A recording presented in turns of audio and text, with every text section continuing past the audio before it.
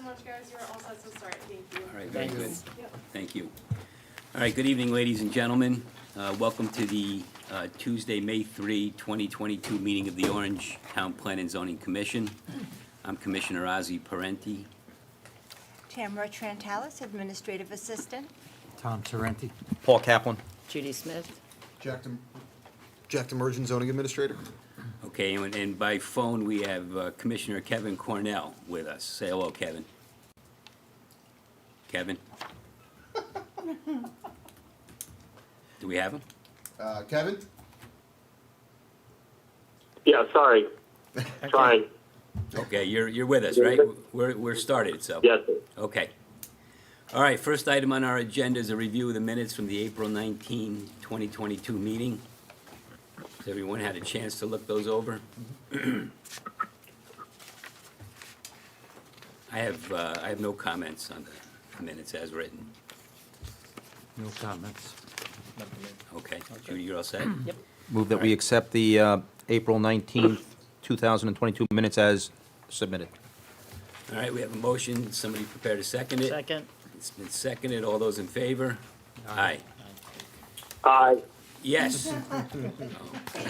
Very good, Kevin, thank you. All right, next item on the agenda, old business, to review the revisions on the Affordable Housing Plan draft that was discussed at the April 5 and April 19, 2022 meetings.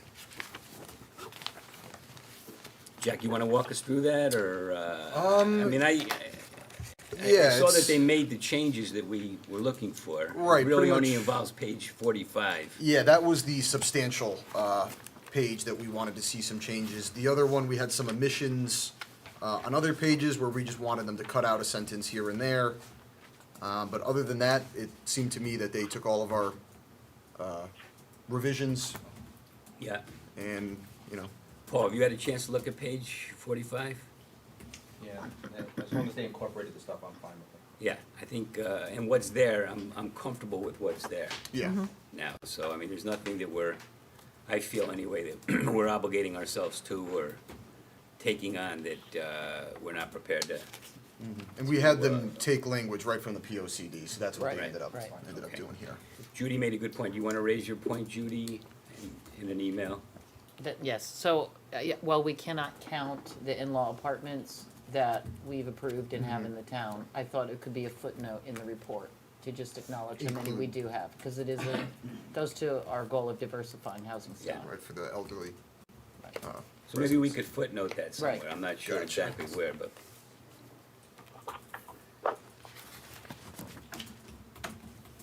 And we have made progress toward the, minimum requirement on affordable. Well, as we discussed, there was a lot that was not included. Right. But's been approved and has either been built out or just wasn't included in what the state has. And what I'm not sure of is, once it's built out, do we reach that goal? Where Will we're be- exempt? I think we'll still be underneath 10%. All right, Yeah, even with, they included the Smith Farm Road, which is almost entirely affordable, I think we're still somewhere under the 2%. all right. Do we think we should have a footnote to that effect as well? Projects that we've approved that aren't, That was part of our revisions from last Oh, time. all right, They okay. included that. All right. Yep. And Firelight is all market rate, and while it's different housing stock than traditionally what Orange has a lot of, it's still market rate, it's not affordable, so All it right. wouldn't count towards that. all right, so, Excuse me, Oz. Yeah. Yeah, along the lines of affordable housing, on page 75 of the POCD, yeah, it does point out 6 projects. But you can read it. yeah. No, go ahead. Why don't you read it? It says during preparation of the POCD, however, it was learned that some affordable housing units in Orange have not been included in the state database, and so Orange may not be getting credit for units which have been created. If Orange were to get credits for these units, it's possible that Orange would be eligible for a 4-year moratorium for All right, possible. CGS. Yeah, all right. So, I can definitely look into that too. I I know, mean, we should have we should have in the back of our minds an idea as to what What the, percentage? yeah, Where where at? are we, Yeah. right. All right. But I don't think it needs to, I don't think we need to change anything in the housing plan on that. No, I Yeah. just thought I'd point it out. All right, good, thank you. All right, anything else on the housing plan? No, I think I'll email the SCROG and let them know our elderly conversions. We were looking for them to be included somewhere in the plan. And then maybe next week is our last meeting before the June 1st deadline. Yeah. So I will put this as an agenda item for us to vote on, not just for discussion. All right, it doesn't, we don't need to have a public hearing? Correct. Okay. All right, any other comments on the housing plan?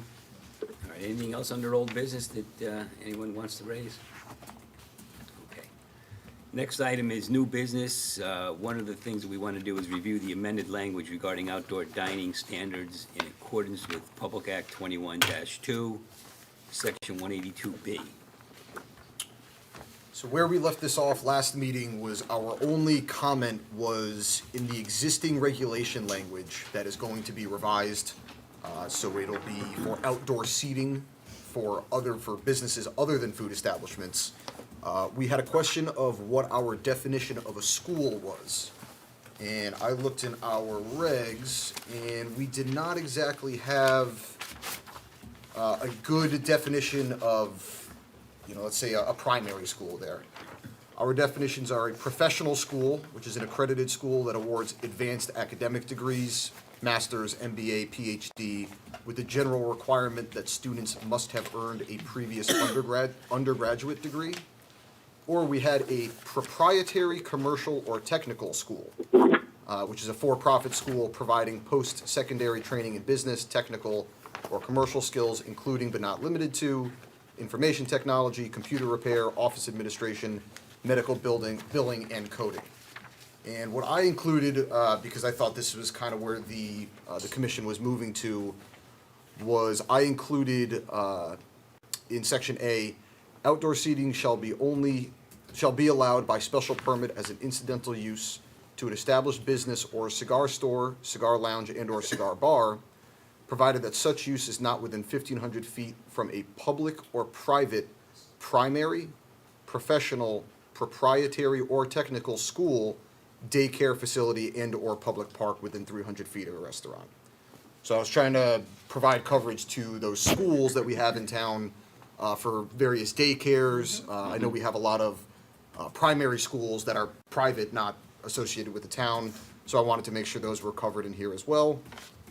If everybody thinks that pretty much covers everything that we would be looking to outline there, then I think we, You had the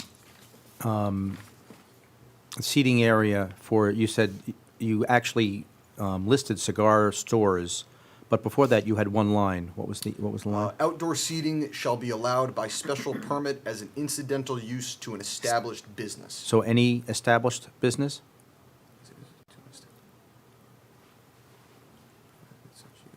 It does specify any establishment, which I know we weren't about, or was not included before. We only had restaurants and cigar bars. Right, so I'm just, we could amend that to make sure that we specify. I just don't want it to be too broad, is what I'm trying to Right. get to.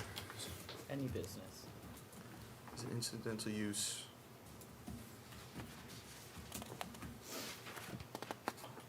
So as an incidental use to a cigar store, cigar lounge, and/or cigar bar. Because right now, those are the only other businesses that are, by special permit, would be allowed to have outdoor seating. Okay.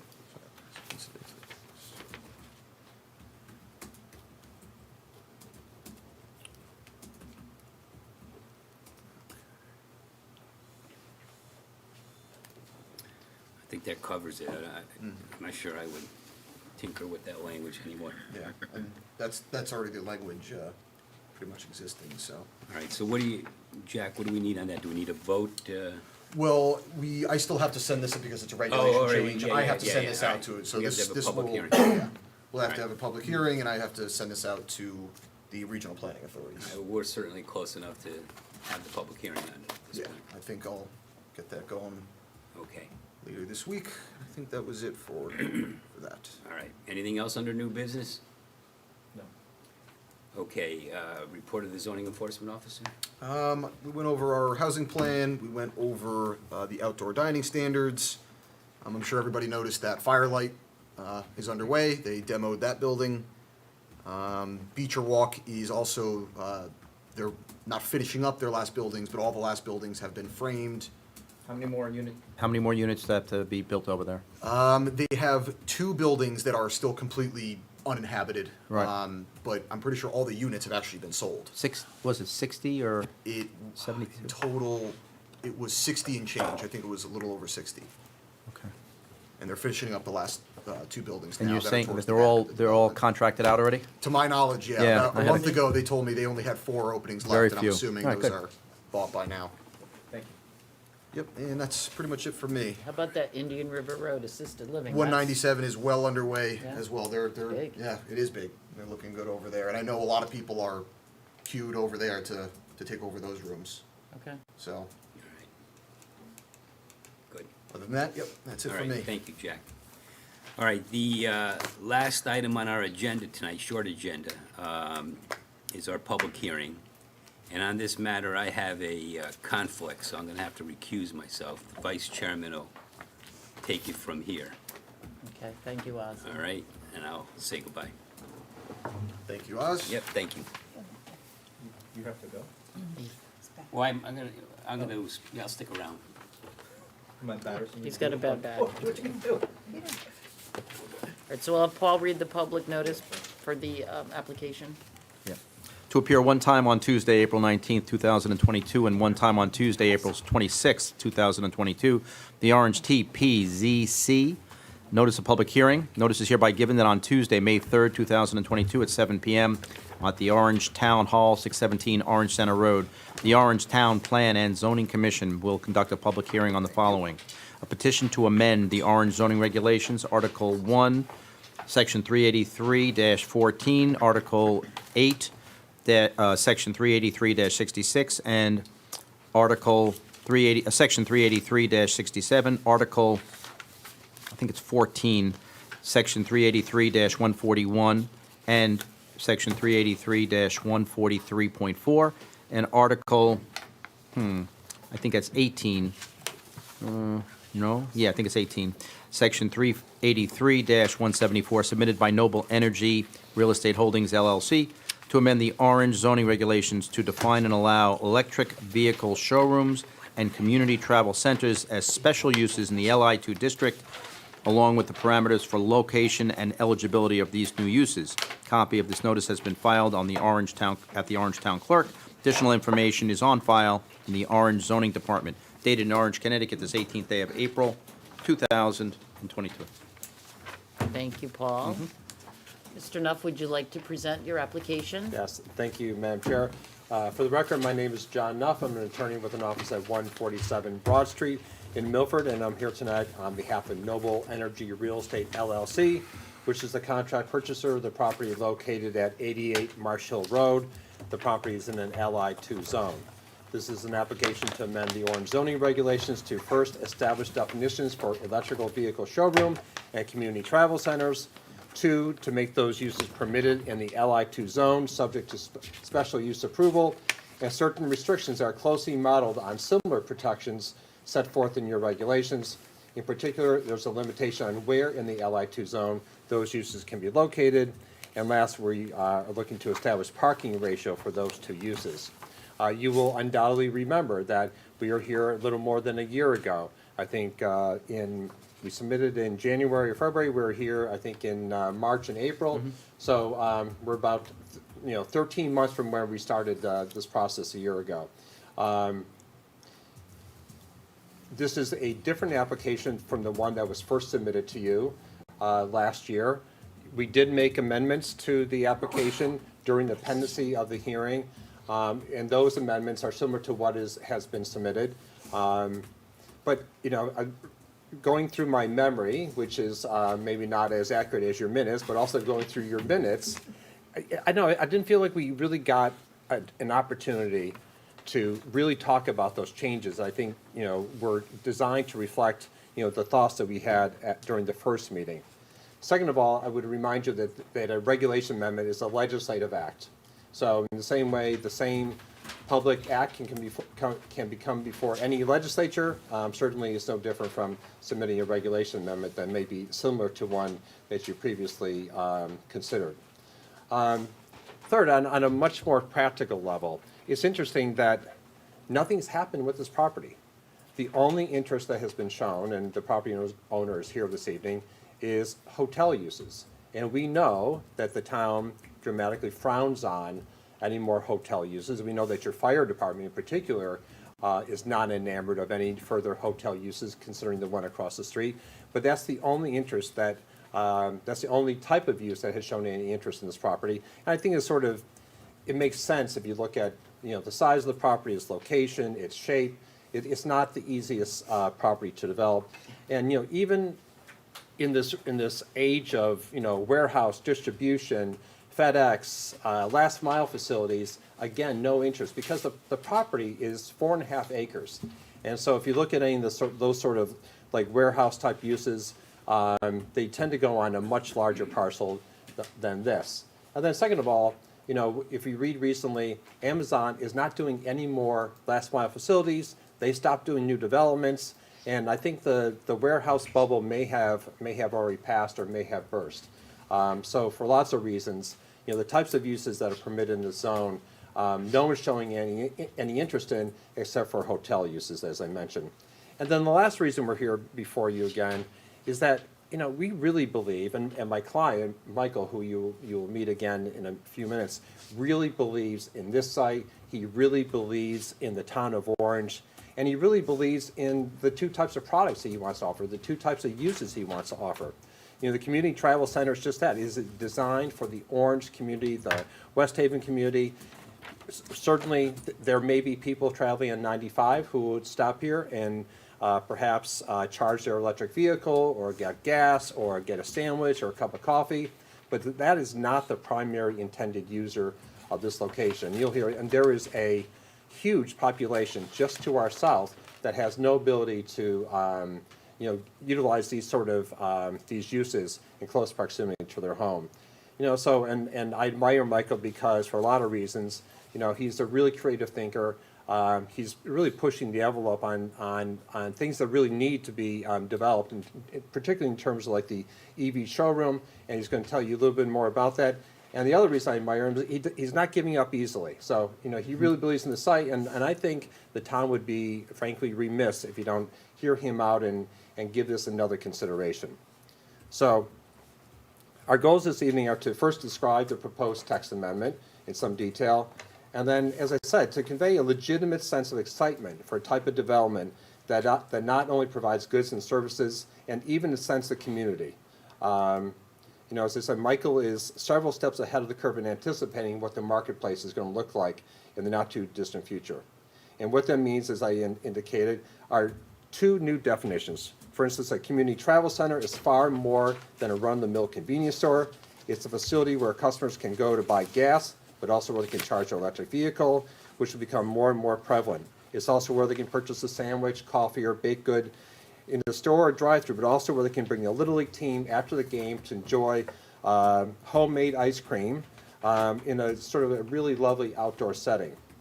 And in a similar fashion, we're also proposing a definition for electric vehicle showroom as well as service center that anticipates the day when a customer can visit one showroom, examine, touch, and drive electric vehicles from a variety of manufacturers, and then purchase one of those vehicles directly from the manufacturer, but with no on-site inventory of vehicles. And as I think if anyone who's paying attention to automotive news, there's lots of electric vehicles out there beyond the major manufacturers, beyond Tesla, and there's more and more coming online all the time. So while we are proposing two new uses, we have not worked from entirely clean slates. As you'll see, we've taken care to incorporate the same guidelines and protections that the regulations provide for other similar uses and have included them in our proposed regulations. Those protections include a strict location requirement in the LI2 zone, but also proximity to I-95. As a result, it will enhance a true gateway location to the town and will also dramatically improve the area from an economic development and real property tax perspective. This will also further the ability of the town to maintain a strong residential and agrarian character by creating a robust tax base in the southeast portion of the town. So this is the type of fresh approach that is really dependent upon a developer who has a unique set of traits that include creativity, foresight, commitment to his brand, commitment to the communities where he does business, and has an established track record of success. So before we go through the regulations, I want to introduce you again to Michael Frisbee, who is the founder and principal of Noble Energy. Then we'll walk through the regulations, and Kevin Soley, who's a professional engineer, is also with us tonight. We'll show you the site plans to give you, put some meat on the bones of how the regulation would actually work in practice on this property.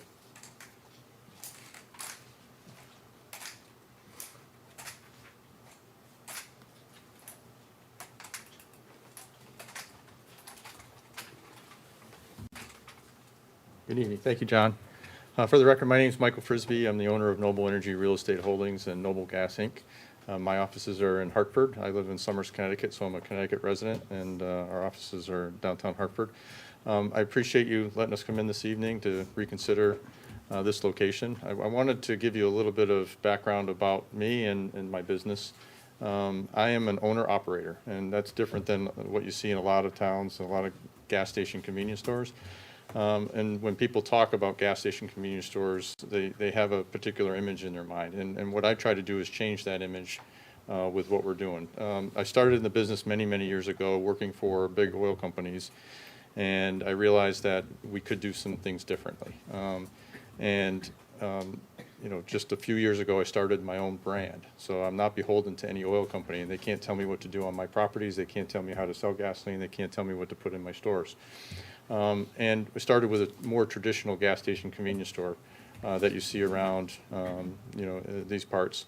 And I've evolved into the next level. And where I'm going with this one and other ones that I'm developing in Connecticut is that it's a higher level finish. It's a better offering inside and out. I'm also forward thinking. If I'm spending this type of investment, I'm thinking about what's the future of transportation. You know, it's electric, is it gas, is it hydrogen? And in my vision, I need bigger properties that can support whatever comes along, but we also need other offerings on the property to be able to support the type of, you know, financial investment that I'm making. With that said, I'm also, you know, as an owner-operator, I control everything on my property. So if I'm selling coffee, if I'm selling sandwiches, then I'm the one that is responsible for that. The same thing with the electric vehicles. You'll see folks that will they'll have an electric, you know, charger on their property, but it's you know, some other major brand, and the customer comes in and there may be an issue with the charger, and the attendant at the facility will say, well, that's not my problem. It's, you know, call the 800 number. I brand mine Noble, you know, so we manage, we make sure everything's working, it's functioning for our customers. With regard to electric vehicles and the showroom itself, I founded a nonprofit organization, and it's called Electric Vehicle Discovery Center, Inc. And I was approved in the town of Sturbridge, Mass. to build the first of its kind, an electric vehicle discovery center in the U.S. We're under design and construction right now, hoping to be open in the middle of the summer next year, where this facility is a truly educational facility. People can come in there, a non-sales environment where they can see, touch, feel, test drive all the different types of electric vehicles. I have partnerships with the major car manufacturers, which are supporting the nonprofit, with the idea that this Eevee showroom and service center and others throughout the state of Connecticut will be an opportunity for us to take the folks that come to our Eevee Discovery Center and then give them opportunities to refer business to the other OEMs so they can sell the electric vehicles throughout the state. I think I'm forward thinking because today you can't buy an electric vehicle in the state of Connecticut. They're working on that. You can still get your car serviced. You can still look at and test drive. You just can't physically take possession of that vehicle. So with the idea that that's coming, I know it's coming at some point, but also my relationships with the OEMs aren't just with the car manufacturers that want to sell direct. It's with the major car manufacturers who have dealerships in the state of Connecticut, but they're rethinking their model. about how they want. You don't have to walk on a lot and look at cars and cars and cars. You just see one, you go on the iPad and you pick out what you want, and then they deliver it. So I kind of look at and I describe my Eevee showroom and service center as like the Eevee Apple store. People can come in and see a couple of different brands, and then they can decide what they want and test drive it, and then actually have a place to get it serviced. You don't have to tow it across the state. That's part of the vision that I have. I'm working with the state of Connecticut Department of Transportation. I'm working with Eversource and UI about the services that we need to be able to support the EV chargers, the fast chargers. The fast chargers that we're putting in our stations right now will charge vehicles in 18 to 22 minutes. They're different levels. So the DC fast chargers, in areas like this one where we have the ability to put in that service, because there's areas in the state where they can't support that type of infrastructure. So I'm working with all of them, and they're really excited about the Noble program throughout the state and where we are. The state of Connecticut actually has an EV roadmap, and the locations like this one are right in the path of the EV roadmap. So they're thankful that we're actually making that investment and helping them reach toward their goals. A couple other things with regard to just the investment itself. The gas station convenience store piece of this is an over $8 million investment. The Eevee showroom and service center with land improvements is just about $6 million to $6.5 million in today's dollars. Who knows what the with the way things are going right now. So it's a $14 to $15 million investment, which would help support a bigger tax base than what it is currently. I think Kevin can show you, share with you some other. We'll go through the design and what the intent is. One of the other things I want to mention is just my ability to work within the community. I think I'd be a really good community partner for the town of Orange, like I've done in other communities where I've developed forward-thinking projects. Example would be in downtown Hartford. It took me a few years, but the city of Hartford said, heck no, you'll never get a gas station. And I said, well, what do you want? And they said, well, we want people to live in high-end condos. And I said, well, you want people to live downtown Hartford, but they have no services. So I was able to design and build a Noble facility, fueling facility with electric charging and residential units above it. And they said it wasn't going to work. And we've been there for almost 4 years now. And we won a Connecticut Main Street Award for our design and working with the town and the neighborhoods. And I think if you ask anybody in the neighborhood or the city of Hartford, they would all have great things to say about our project and how we helped kind of redefine that neighborhood and do some other things. And I can, if you'd like, I could share some other examples of that kind of thing. But I think I'd love to be a great partner with the town of Orange if we can get there. And happy to answer any questions. So, Kevin, Excuse me, sir. You need to step next to the microphone. Okay. Yeah. Thank you. So Kevin and I may tag team this a little bit because, I know that you're familiar with. I'm sorry. Yeah, you gotta pick it up that way. Sorry. I know that you're familiar with the regulation from a year ago. As I said, it's largely similar to that. We can walk you through it, but, maybe a better sort of, next step in the process is for Kevin to show you some of the imagery of the project as we envision it, including the interior and exterior of the both the Eevee showroom and the community travel center, and then we can talk of the details about the regulations. Thanks, John. And for the record, my name is Kevin Soley. I'm a licensed professional engineer in the state of Connecticut with Soley Engineering, offices located in Monroe, Connecticut.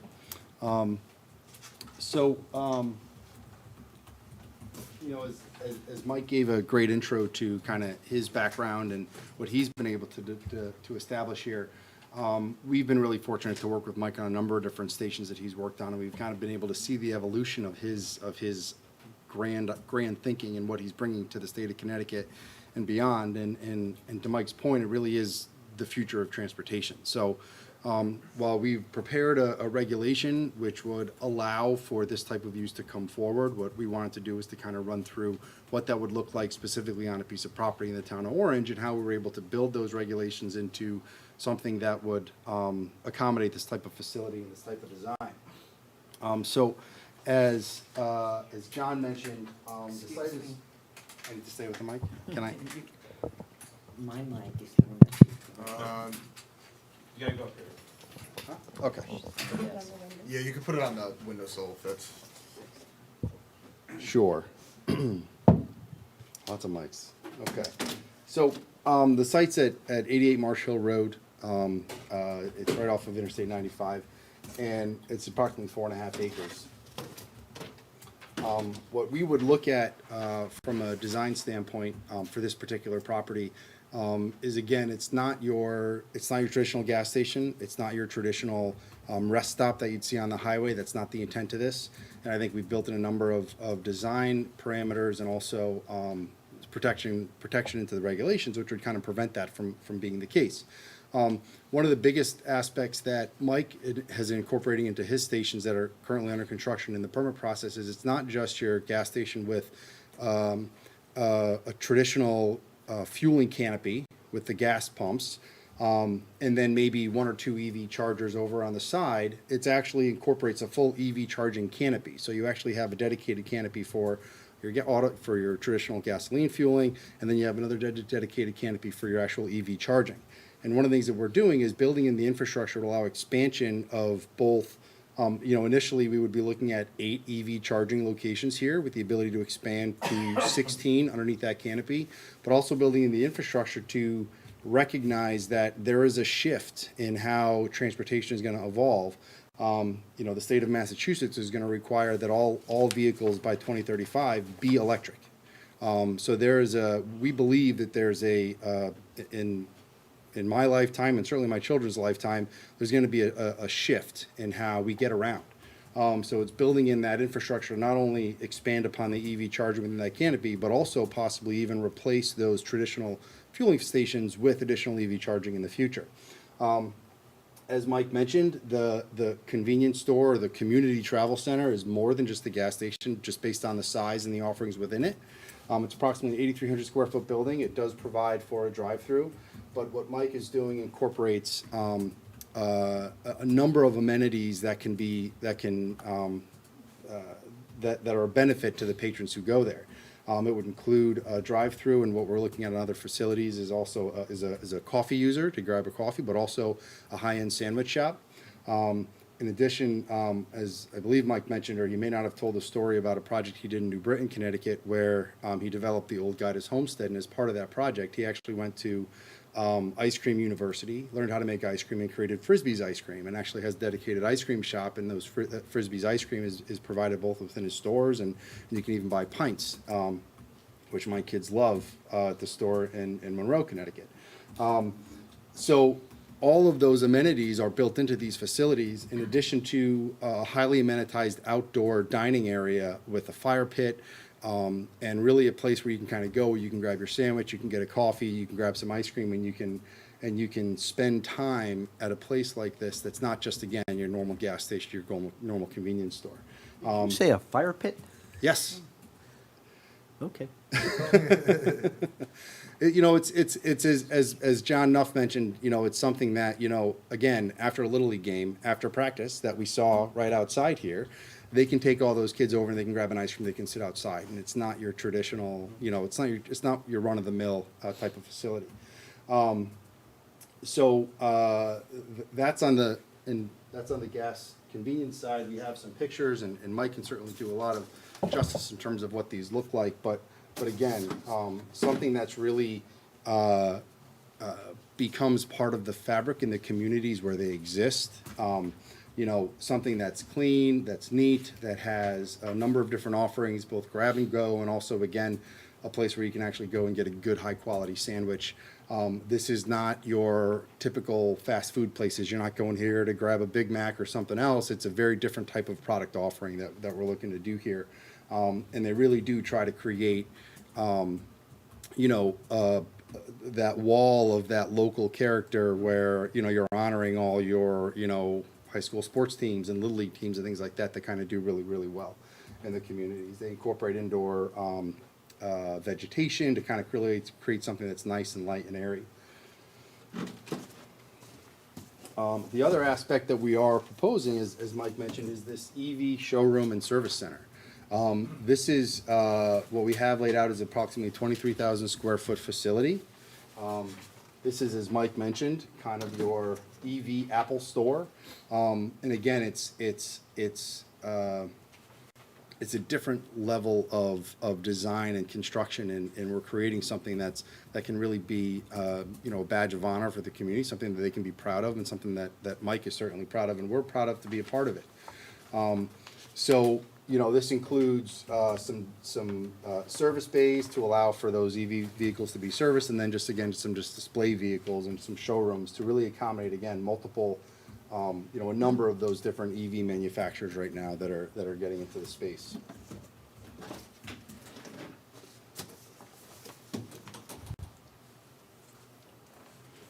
We also have, for the commission, is just kind of showing what those floor plans look like, what those elevations. Again, we've built into the regulations some additional design requirements that incorporates natural stone along the base, a higher type of design requirements so that we really can create a really nice aesthetic from an architectural standpoint. Both the EV charging and the traditional charging would have asphalt shingle roofs with some really other nice amenities. So it's not just your flat canopy or anything like that you do see on some other ones. And just so you can see from the floor plan standpoint, with the multiple entrances, you're providing areas for, the coffee, for the high-end sandwich, and then for the ice cream shop, almost like a dedicated area that has both windows on the inside, but also windows you can grab from the outside too. Again, if you bring that team, you don't want to bring everybody inside. You kind of create that opportunity for, for patrons who would be visiting the facility. What's the square footage of the travel center? 8,300 square feet. And that's one of the things that we wanted to build into this. Again, we're looking to add this use into the IL2 district, but we don't want to necessarily open this up for anybody who wants to maybe take advantage of it. We want to make sure this is highly regulated and controlled so that this commission can feel good about what you're considering this evening and what would come before you. Again, tonight's application is strictly for the proposed regulation amendment. So all this would allow us to do is to bring in this application, but we wanted to share with the commission what this would look like, because, I think that goes a long way in your decision-making process. We wanted to make sure we were presenting that to you in a good manner. I know we're with the text amendment and not a site plan, but just out of curiosity, what's the percentage coverage of the 4.2 acres if this is what? It's well within the existing regulations in the IL2. It's actually less than what's permitted. I don't know exactly, but one of the things that we, as part of this, is creating that outdoor amenity space. We're not necessarily paving the whole thing. Mm-hmm. And again, it's not your traditional dealership that needs acres and acres of asphalt to store cars. So it's not that type of operation. So it's well within what those underlying requirements are in the IL2. Okay, thank you. I see there's a note that the electric vehicles can be stored outside. So what we've looked at in other opportunities is really just to be able to have some display vehicles, and it's not necessarily outside in the parking lot or things like that, but if you look at the kind of front facade of this is what would face 95. So basically with these, this allows for kind of overhead doors where you can actually drive vehicles right out. They can kind of be displayed on the corners, both on the ground floor and even on the upper floor as well. It incorporates an auto elevator to kind of get the cars up to the second story. So those can kind of sit in here. And since those would be outdoors, we wanted to make sure that was incorporated into the regulation.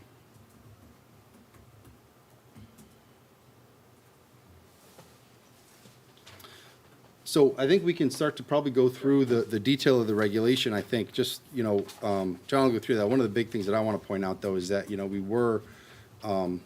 we tried to be responsive to the discussion at the last time. And, we had tried to build in some additional measures to address those concerns. But I think one of the biggest things we did, I'm sure John will touch on, is that we did incorporate, there's an added prohibition for that, rapid high-speed diesel fueling.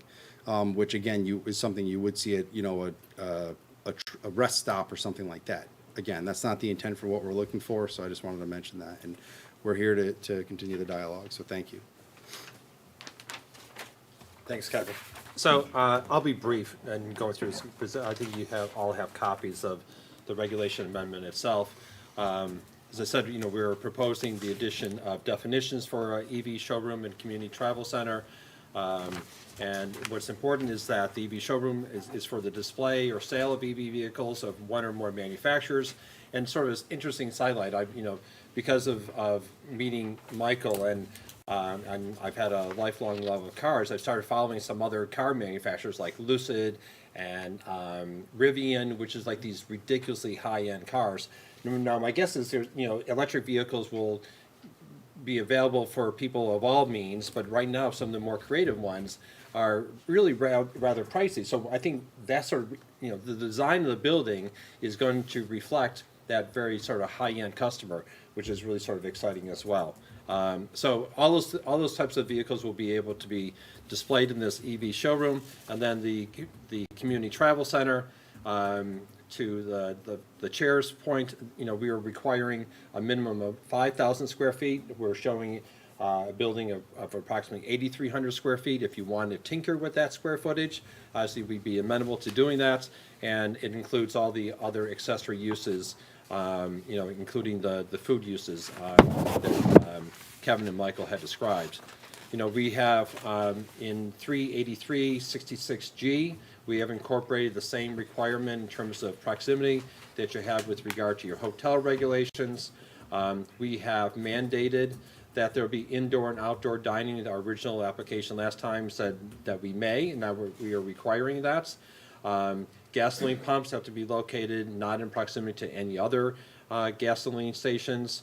There must be an overhead canopy. The canopy must comply with all setbacks of your regulations.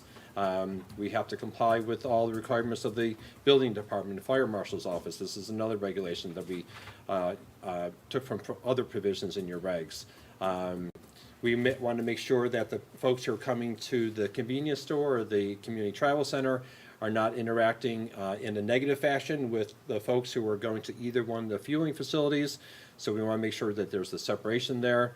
As Kevin indicated, no sale or distribution of high-speed diesel fuel. There's actually a 7-Eleven in West Haven that's not going to have high-speed fuel. You can actually see it from 95. They're going to have a high-speed diesel fueling, and that is not a like typical travel center, but we are not going to have that. But there's plenty of other opportunities for tractor trailers to get their diesel both in Milford and in West Haven, and certainly no need for them to do so here. And then also, as Kevin mentioned, a requirement that the Eevee stations also be serviced by a canopy, which is sort of unusual. You know, you see, you know, even at the mall, lots of other retail stores, hotels have Eevee charging stations. None of them have the convenience of a canopy. And so maybe folks who have an electric car would appreciate, you know, not having to stand in the rain or snow like they would otherwise have to do.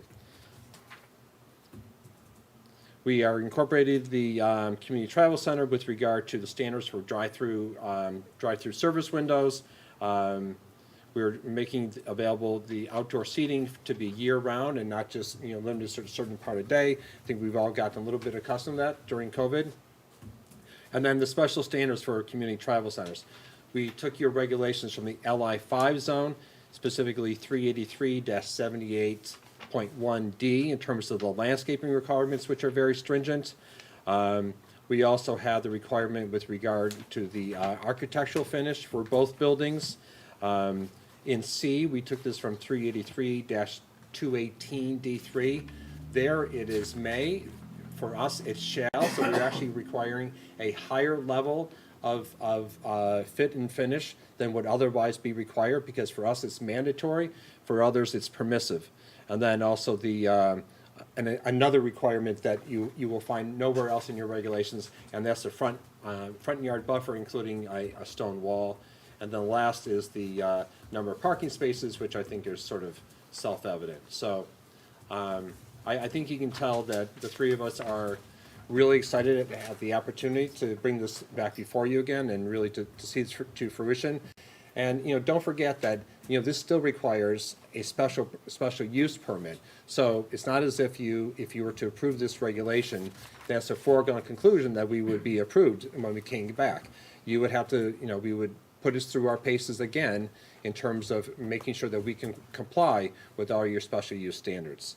So, obviously, the three of us would be happy to answer any questions.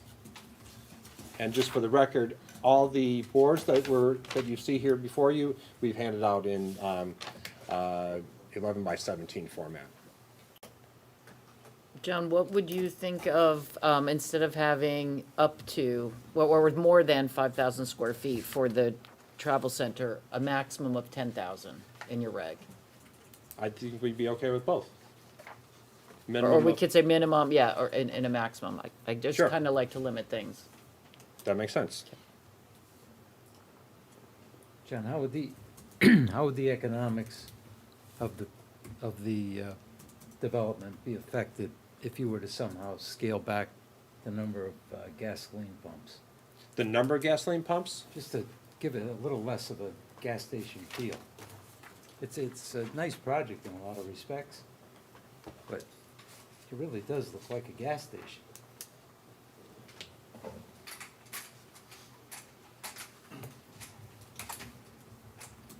When we get to the next phase, that's the part of what we're discussing, what the building looks like, how many pumps we have, how many EV chargers we're gonna have. The intent here is to be able to support the project for the next 25 to 30 years, right? So we're building for the next 25 to 30 years. Gas is still gonna be available and prevalent for a while.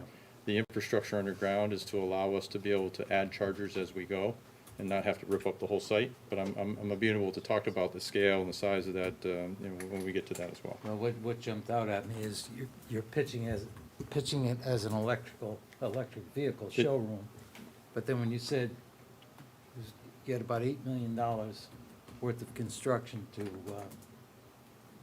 build the convenience store and the gas fueling canopy, and then $6 million for the electric vehicle Well, I portion can, of it. if we get into the economics, I could share with you that, but each of these chargers right now are $150,000 a piece for the fast chargers. That doesn't include installation.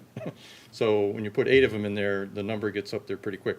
Plus the value of the land, so it's all included in that. But we could talk about that some more though. The idea is to be able to support that neighborhood and the neighborhoods to the south for all those uses for the time that we need to, and then be able to transition over to whatever makes the most sense. So it's still a combination. Hope that answers your question. I kind of anticipated that response, but I thought I'd ask the question.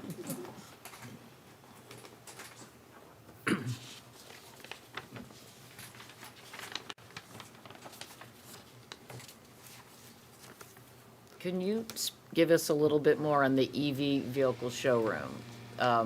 So are there certain manufacturers that Michael, like Tesla will be there, or Ford 150 truck will be there? Can you just let us know how that's gonna work, because it's a brand-new creature? Sure. So in the car manufacturing world, it's kind of the opposite of Mike's world, right? Mike is he finds properties, he permits, he builds, and he operates. In the car manufacturing world, they just want to sell. They want to create a really cool vehicle and then they want to sell it. So the model will be Mike owns and operates the gas station, convenience store, and EV chargers. Mike will own the EV showroom and service center and then lease space to the car manufacturers. So if it's Volvo, if it's Ford, if it's Volkswagen, if it's Rivian or Lucid, they will be my tenant. So they don't need to find a property, permit, and build a facility, and then I will manage and maintain that, as well as the service center. So we'll be certified to manage and certified to be able to work on any of the vehicles that are part of the showroom. So they don't have to worry about that part of the process as well. Do you have an idea of how many manufacturers you'll be working with at this project? 3 to 4 in each of my locations, and it may be the same ones, it may be different, depending on the market. So just as for instance, Tesla's out there doing that right now. They're finding locations and they're trying to permit and build facilities specifically for themselves. I don't see this being a Tesla.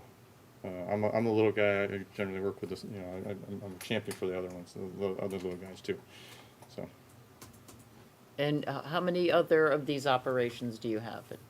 So Of your Noble product? So the Noble, so we have 7 new to industry Nobles. We've supplied 5 other Noble stations. Used to be older converted gas stations that that eventually we will rebuild. And as I mentioned, the new to industry locations, we have our downtown Hartford location, which has residential units above. The other ones are more typical, like Monroe, we just built over in Monroe. On the Monroe Turnpike, that's a more standard, it's a 4,000 square foot convenience store, no co-brand in there yet. So the new ones, this one here, I'm under construction in Sturbridge, Mass. We just broke ground in East Lyme, and we were approved, and we just cleared the land in Enfield. So those will be the first 3 that will have this model in Connecticut, and I'm permitting a few others as well. Mike, where's the facility on Monroe Turnpike? So it's at 205 Monroe Turnpike, just over the line in Monroe from Trumbull. If you're driving north, it's on the left-hand side. If you come off of 25 and head north, it's on the left-hand side. Okay. So if you were to look at that facility, you would see the cultured stone, you'd see the hardy plank siding, you'll see our colors and you'll see the ceramic tile floor. Look at that in a little bit nicer fashion. I try to continually improve on every one that I do. So it's east of 25. It's, yes, it's northeast. I call it northeast. Yeah, but, northeast. Is that a commercial, that's a commercial zone? Where I'm at, yes. Yeah, they're building a Panera Bread right next to us right now.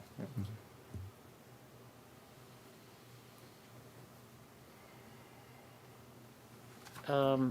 Next question is more of a site plan one, so I don't want to get ahead, but what might be the hours of operation? So typically I'm 24 hours unless we work together in the town to limit the hours.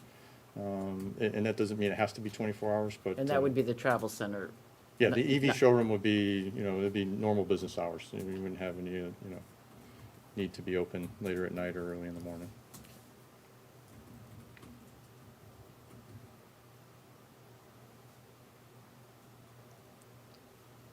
Kevin, do you have any comments or questions?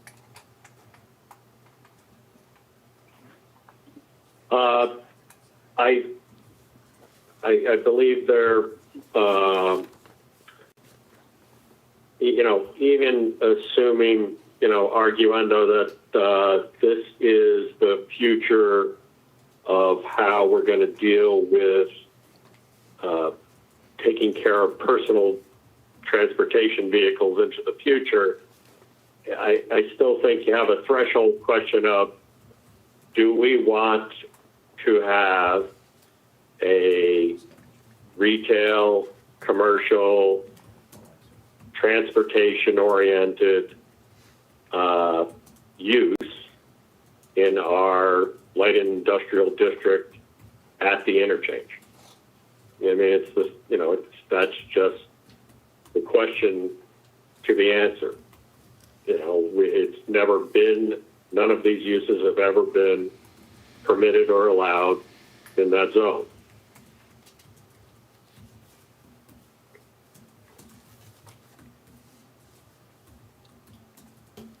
But, I mean, we do amend our zones from time to time. I don't think hotels were allowed there until we did that amendment, and now we have 2. So, as you know, in our legislative capacity, we ebb and flow and change, if it seems like it's the best thing to do for the town. Correct. So is the best thing to do for the town to open up the LI2 zone to retail, commercial uses, automotive-related uses, showrooms, gas stations. Now, so we start off now basically crafting a regulation language that only applies to a parcel in one quadrant of that interchange. What's the next application that comes in? Can I respond, Madam Chair? Certainly. So I think what the question is getting at is, are you setting a precedent? You are acting legislatively. You are setting no precedent of any kind. Even if this were a special permit application, you wouldn't be setting a precedent. But you are creating a regulation, and you are under no obligation of any kind.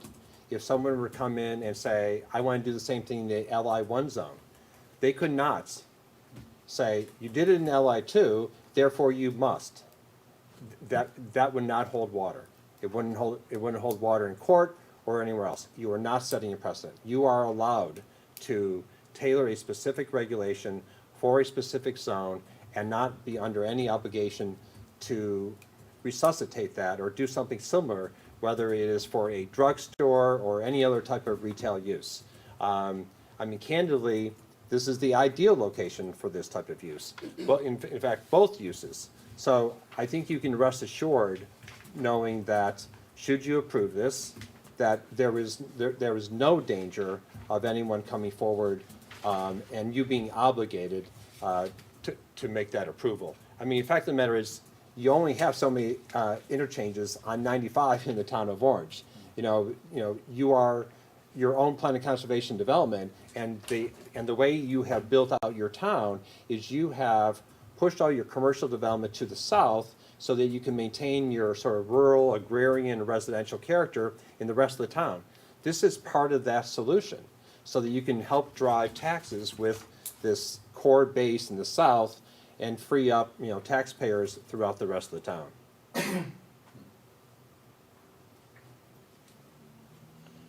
I think just to add to that, in the POCD, it talks about, focus on sustainability and alternative, it even talks about for town vehicles, how to create an opportunity to implement some of those renewable energy for town vehicles and things like that. Also in the development strategies, it talks about that the southern end of Orange is the economic area. This is where you want to see this economic activity within the town, and that's been identified in your POCD. So I think this just helps to go to, add some additional opportunities for this property to be developed or redeveloped in a way that it's something that everyone can be proud of.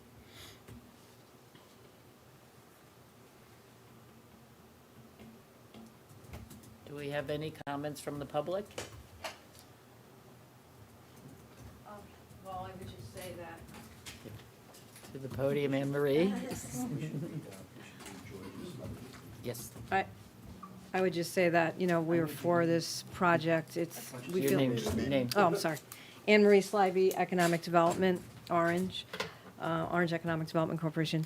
So I would just say that, I'm for this project. I think it's a great thing, especially with the town moving into EV charging stations around. We're doing something with UI, getting the incentives that they're offering. So we're trying to push ourselves into the future.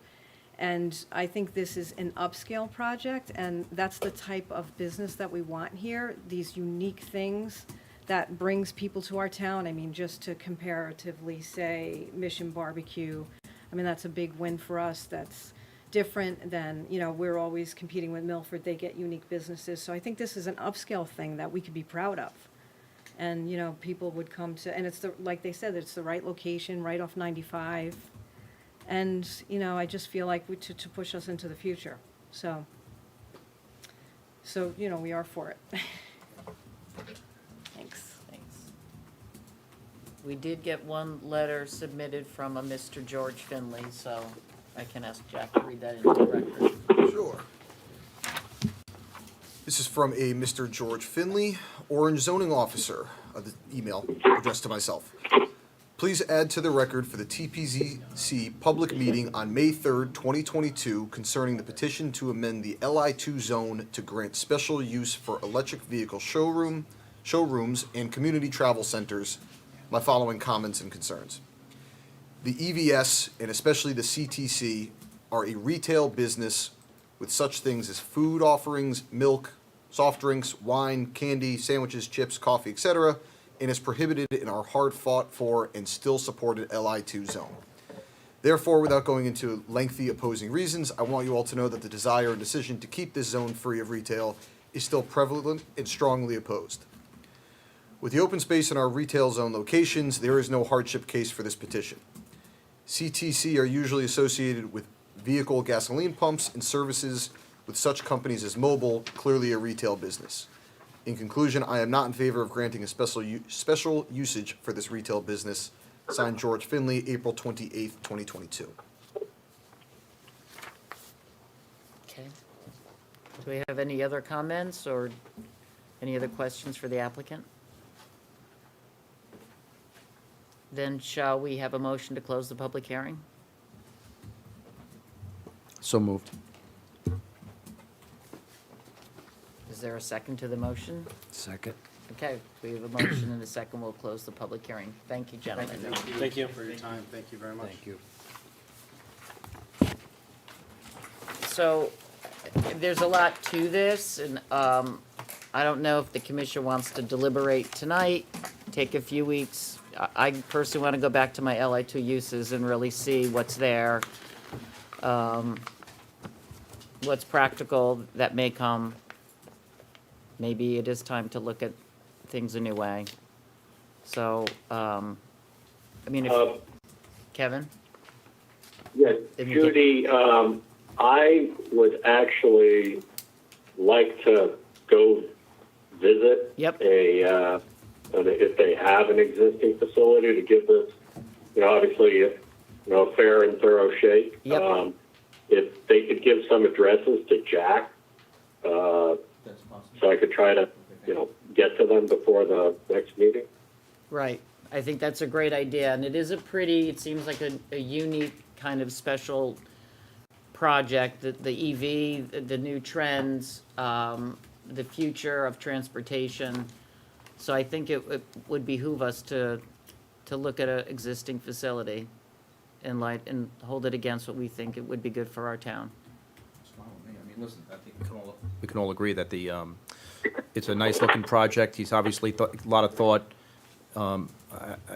apparently successful in other areas, and it is not your typical, I don't know what they call them, Thorntons or Cumberlands or Pilot or whatever it is. Certainly a high-end facility. I think the big issue is what Kevin brought up before, is how is that going to work with our LI2, and do we want to sacrifice, Right. The uses that we've kind of religiously and zealously guarded. All right, then we'll take a couple weeks. We'll get some addresses from the applicant, and we can, on our own, go visit. And then this will be on the agenda in 2 weeks. May 17th. May 17. Perfect. All right. Do we have anything else on the agenda? I don't believe so. Then we Move will to end. adjourn. Thank you. Second. All right. The meeting is adjourned. We can assume.